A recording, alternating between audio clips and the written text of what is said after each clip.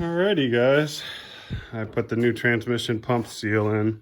It ends up being called the transmission pump seal if you need it. The other seals that I was waiting forever for were not the right ones. They don't give you an extra ounce of room. I mean, you're rubbing wires there. Really needed to take the harmonic balancer off. Crank pulley, whatever you want to call it. But I was able to slip it past. Just push these lines really hard, and yeah, and then so this side you would think you have a lot of room, but no, you're scraping that exhaust bolt the whole way, probably just gnarling up the threads. And yeah, the back is rubbing the whole time. Looks like we're hitting those radiator hoses. Somehow I got the motor out, so anyways, go back in, and then we've got this intermediate plate thing. Hopefully I can slide that in there.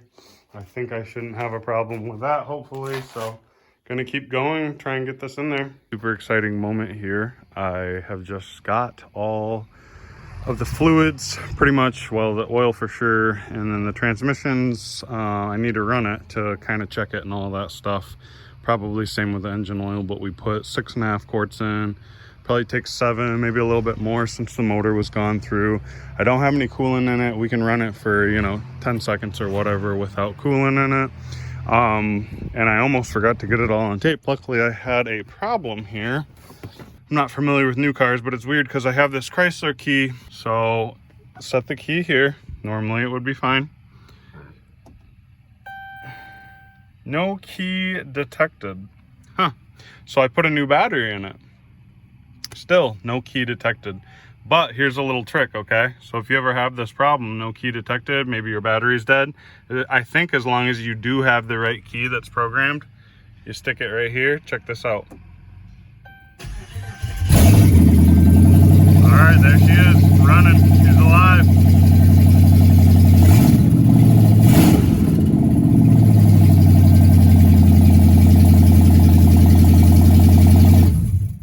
So I don't want to run it too long before basically now. Hey, you heard it run, so that's awesome. Sorry, we got farm stuff going on here. Anyways, I want to check the transmission fluid and engine oil. And now that I know it's going to run, I'm going to go ahead and fill up the coolant. And then I've got another surprise for you. So let me get the fluids topped off and I'll be right back with my surprise. All right, guys, unfortunately the sun is going down a lot faster than I thought it would, but I have my front transaxle, the front differential gear oil in there, 7590 weight, synthetic. I am about 1.5 gallons short on coolant. This is full strength and I don't have distilled water, so I just have 2 gallons of full strength in there. So I'm not going to be able to run it super long with that, but we can get going just a little bit. I don't want to create hot spots in the motor, so about a couple of minutes of runtime max. I don't want to overheat it.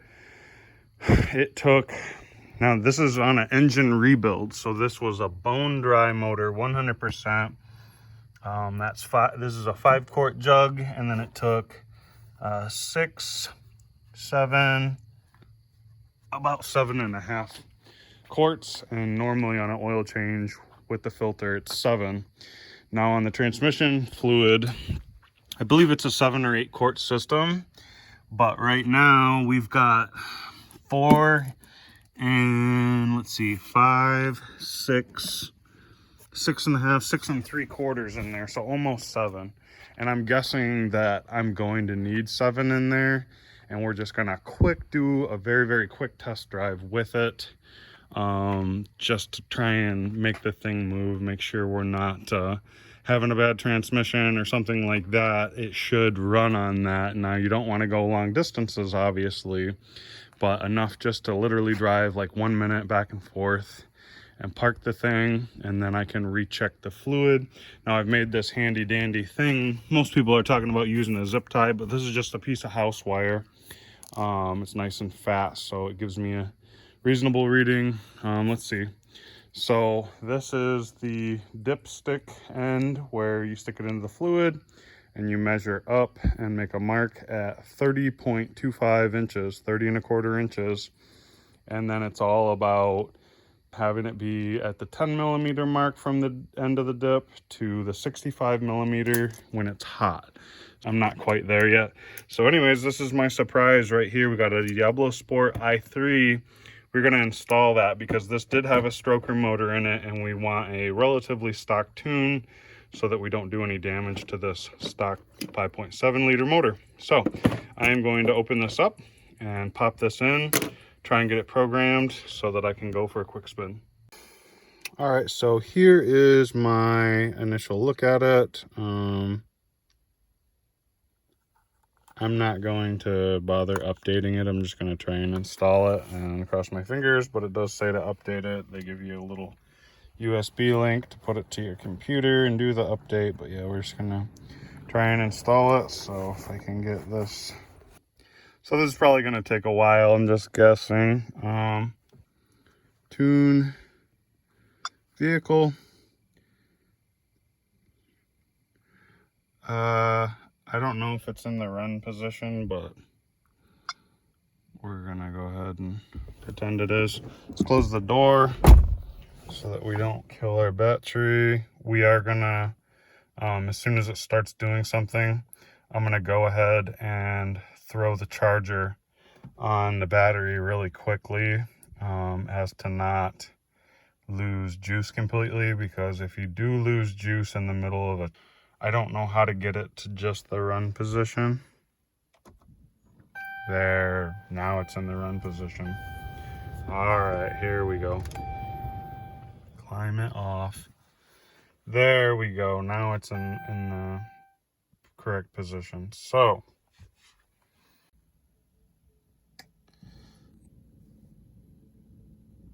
here doing stuff.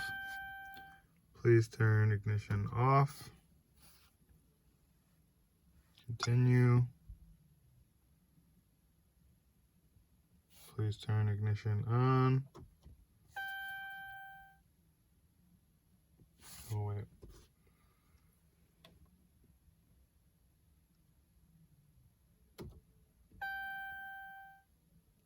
Come on. There. On. Do not start the engine. It's hard to do all this when the key's acting up.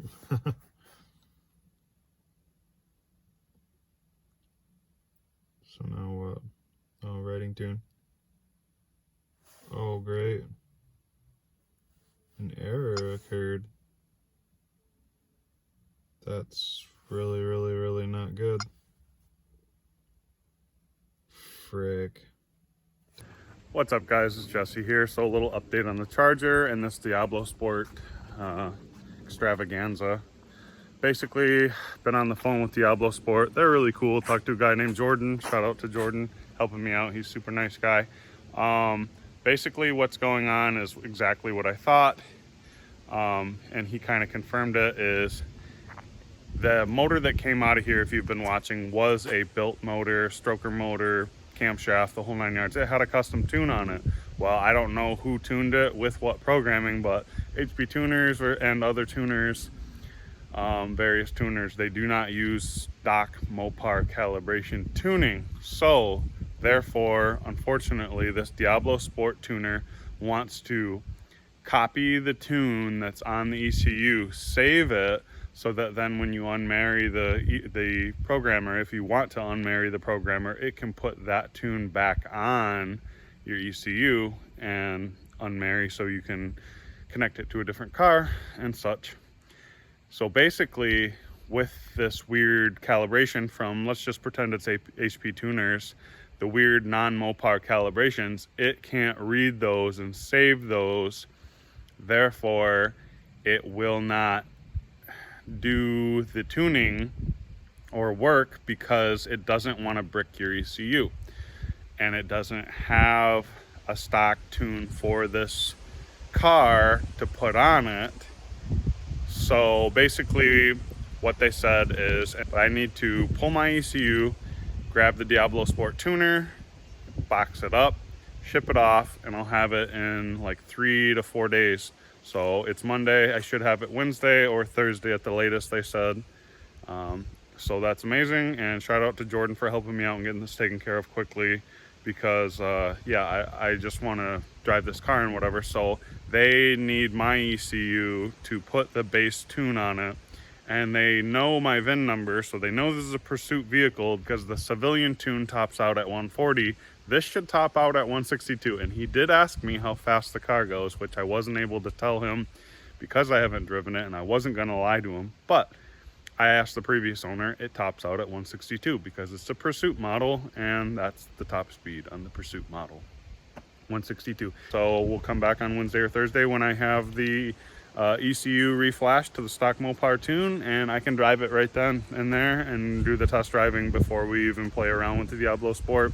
I'll probably try and run this thing out of gas and then put 93 in it, and then put the 93 tune from Diablosport on it, I guess. I don't know. Anyways, I will update you guys when we get this back. So see you soon.